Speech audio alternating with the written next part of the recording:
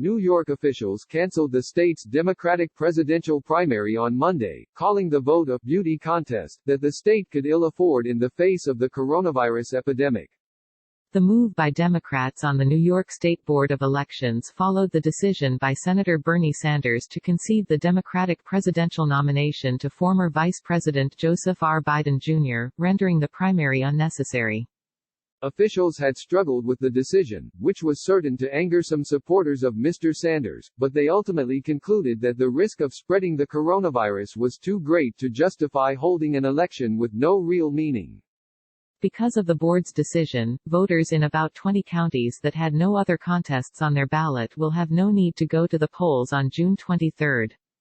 Supporters of Mr. Sanders had mounted an email and phone campaign to pressure the two Democratic members of the Board of Elections to keep Mr. Sanders on the ballot and hold a presidential primary, allowing Sanders backers to amass delegates to the Democratic National Convention, where they could wield influence over the party platform.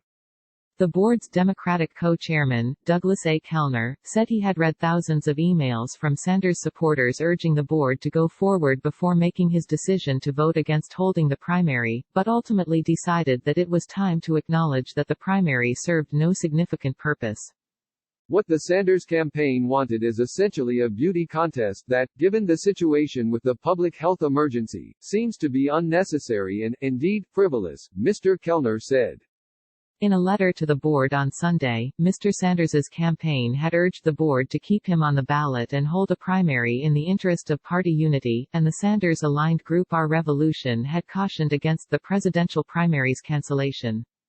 Suppressing the Sanders vote in New York will again lead to attacks on the party across the nation and harm the volunteer effort that our group and others are building for Joe Biden, the group's chair, Larry Cohen, said before the vote, suggesting he would challenge the New York delegation on the floor of the convention. With the decision, made during a telephone meeting by the two Democrats on the election board, New York became the first state to cancel its presidential primary, only the latest major development in the shifting national electoral landscape. In response to the coronavirus epidemic, 16 states have postponed their primaries and many have taken measures to encourage voting by mail. Despite arrangements to encourage absentee voting, polling places are expected to remain open in about 42 counties for down-ballot races. Andrew J. Spano, the other board member who voted in the unanimous decision, said the chance a primary could spread the coronavirus to both the public and poll workers counterbalanced the wishes of Mr. Sanders's supporters. Mr. Spano, a former Westchester County executive, said he had only reached a conclusion on how to vote on Monday morning, following what he described as a roller coaster weekend, but ultimately concluded, we should minimize the risk. Asked about the decision at his daily coronavirus briefing in Albany, Governor Andrew M. Cuomo said he would not second-guess the board. I know there are a lot of election employees of boards of elections, who are nervous about conducting elections. But I'll leave it up to the Board of Elections, Mr. Cuomo said. Mr. Kellner said the decision was in keeping with a New York law adopted on April 3 providing that candidates should be removed from ballots if they suspend or terminate their campaigns. Obviously the intent of the legislature was not to have a primary election where there is no real contest, said Mr. Kellner, a Manhattan lawyer who voted in favor of scrapping the primary. Elections officials had said it cost more than $300,000 for a medium-sized county to hold a primary, an amount that does not include sending pre-stamped absentee ballot applications to voters, estimating that the cost savings of not holding a primary would range in the millions of dollars.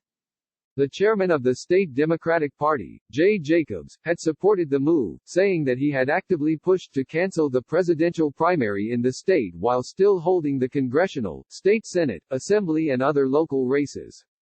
The more we can do to reduce the risk factor of running the primary, the smarter I think that it is, said Mr. Jacobs. Mr. Sanders's campaign argued that the law permitting the Board of Elections to determine who had withdrawn from a campaign should not apply to him because it was too new. Senator Sanders wishes to remain on the ballot, and is concerned that his removal from the ballot would undermine efforts to unify the Democratic Party in advance of the general election, said the letter, written by Malcolm Seymour, a lawyer for the Sanders campaign.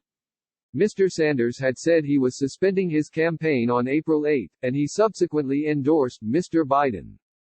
In doing so, however, he expressed a desire to remain on ballots and collect delegates in an effort to leverage his influence to push the party platform to better reflect his progressive positions. The Republican presidential primary in New York had already been called off in February when no other candidates beside President Trump qualified for the ballot. Officials in Connecticut had also pushed for calling off that state's primary, which has been rescheduled to August 11. Consequences for canceling the Democratic presidential primary in New York, however, are uncertain at the moment. Mr. Jacobs said he was not sure what it would mean for the state's delegate count at the convention. That decision would be left to the Democratic National Committee's Rules Committee. The DNC has been very clear, the DNC does not want to do anything that looks like we're being unfair, said Mr. Jacobs. And we're not being unfair, we're just reacting to a global pandemic which happens to be centered in New York at the time. He added, in a situation like this, lives have to trump politics, no pun intended. Sydney Ember and Thomas Kaplan contributed reporting.